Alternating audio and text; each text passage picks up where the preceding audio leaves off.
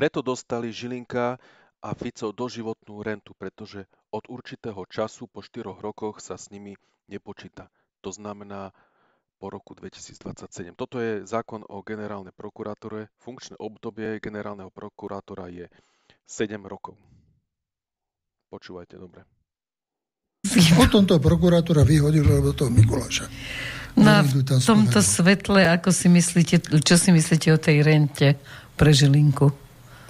O čom? O rente, že bude dostávať peniaze. Pozrite sa, to je veľmi jedna neférová vec.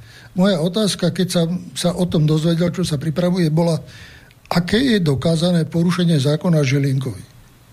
Ak žiadne, tak držte huby. Aj pán prezident. Držte huby všetci. Nemáte čo robiť na generálnej prokuratúre. Ak bude porušovať zákony, tak áno.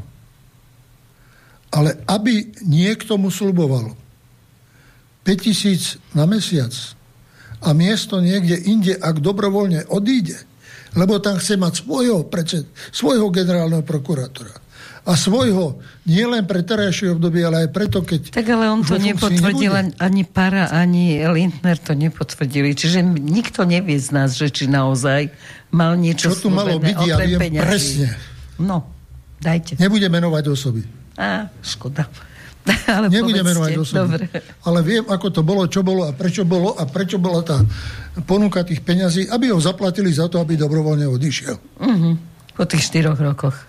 Po tých 4 rokoch. Dobre, bez toho, aby bolo preukázané čo len jedno porušenie zákona, jasne. Lebo sa treba poistiť pre obdobie, že môžu byť predčasné voľby, môže to byť inak a kto ma potom zastane, keď si oni zvolia nového prokurátora.